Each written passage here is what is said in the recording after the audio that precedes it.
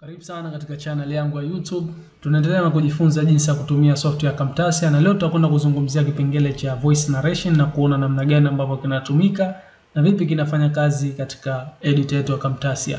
So voice narration keyboard shortcut yake ni V, na hii inakwenda kutupa sisi uwezo wa kurekodi voice yetu wakati timeline ina play na kuweza kupaste text ama script kwa ajili ya kusoma na kuweza kurekodi kwa urahisi.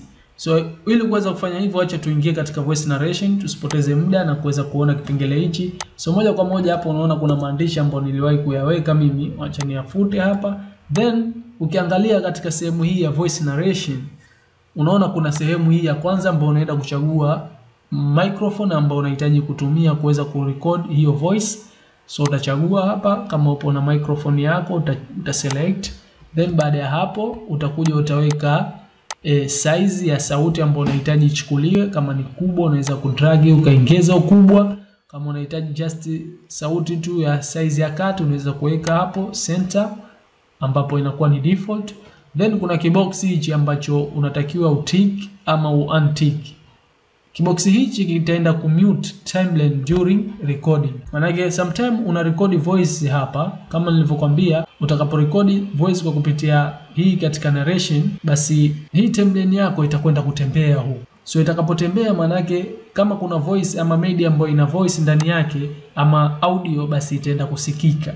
Sasa kama unahitaji isiweze kusikika audio yote ambayo ipo katika timeline huku wakati una record hiyo voice, basi una tick hapa. Tutaona the way ambavyo inaleta effect hicho kitu ambacho nakiongelea hapa. So mimi hapa nimetick kwa mara ya kwanza, then nitakuja hapa katika ile box nitaweka maneno yale ambayo nahitaji kuyarekodi. Mfano kuna maneno mengi unahitaji kuyarekodi, utayapaste hapa ama utayaandika kwa ajili ya kuyasoma na kurekodi. Kwa mfano mimi nitaandika hapa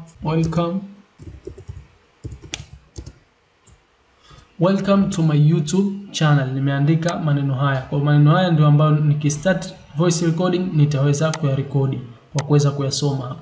Then baada ya hapo utastart voice recording. Utakapo start utaona huko katika timeline yako ina play na handle yako inatembea hapa hadi pale ambapo utastop hiyo voice recording yako. So mimi click hapa. Then kama unavyoona ina count hapa, naanza kurekodi voice yangu. Na hapa kuna button ya kucancel na hapa kuna button ya kustop. Kama unahitaji kucancel usiweze kurekodi tena voice yako, uta cancel. Kama unahitaji kustop kwa ajili ya kusave hiyo voice ambayo umeichukua, basi uta stop hapa. So mimi nitasoma haya maneno ambayo nimeandika, welcome to my YouTube channel, then nita stop hapa. So nitaleta huko kwa ajili ya kwenda kuisave hiyo voice ambayo nimeichukua. Nitakuja kuisave katika desktop na nitaipa jina hapa, ambapo nitaipa voice narration 3, then nita click save. Baada ya hapo tayari hii hapa imewekwa katika timeline yangu, na sasa hivi nikiplay utaisikia, lakini ili tuisikie vizuri, acha hii ambayo screen recording yetu ambayo imebeba audio nayo tuihide huku isiweze kutoka tutakapoiplay. So nimehide kama hivyo. So na play hapa. Then kama unavyoona ina count hapa, naanza kurekodi voice yangu, na hapa kuna button ya kucancel na hapa kuna button ya kustop. Kama unahitaji kucancel usiweze kurekodi tena voice yako, uta cancel. Kama unahitaji kustop kwa ajili ya kusave hiyo voice ambayo umeichukua, basi uta stop hapa. So mimi nitasoma haya maneno ambayo nimeandika, welcome to my YouTube channel, then nita stop hapa. Nadhani umeona the way ambavyo tumechukua ile voice recording kwa kupitia hapa katika voice narration. Hivyo ndivyo ambavyo inafanya kazi. So kama unahitaji kuitumia hiyo voice recording ambayo umeichukua, pengine kuna sehemu ndio hii ambayo umeisave hapa na kuiingiza ndani ya timeline yako, utaweza kuitumia na kufanya nayo kazi. So acha tukaangalie sasa ile effect ya pili ambayo tunaiongelea, ambayo tukiondoa hii tick hapa, tukirekodi sasa hivi huku itaweza kuplay kama kawaida katika timeline, lakini pia sauti ambayo itakuwepo katika media zetu ambazo zipo katika timeline itaweza kusikika japo haitoweza kurekodiwa.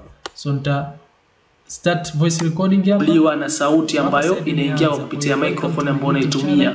So ukiachilia hapo, pia kuna hii ya kuweza kuminimize. Kama unahitaji box iwepo hapa katika screen yako ambayo unafanya activity zako mbalimbali, unaweza ukaminimize na ikaweza kuondoshwa hapa.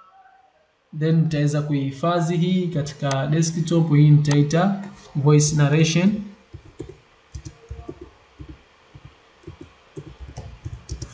Folder.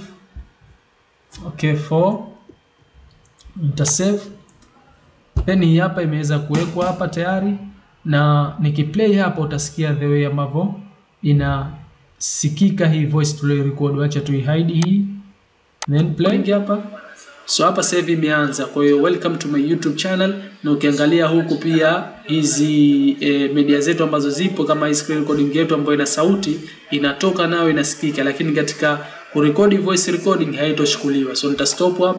So kama unavyoona imeweza kuchukua ile voice, na ile audio ambayo ilikuwa inatoka huko haijaweza kuchukuliwa na wala huisikii hapa, lakini una uwezo pia wa kuweka tiki hapa ikawa haitoi audio ama sound ama voice yoyote ambayo ipo katika timeline yako. Nadhani umeweza kupata idea namna gani ambavyo voice narration inatumika, na utaangalia pale ambapo utahitaji kuja kuitumia hii voice narration na kuweza kuitumia.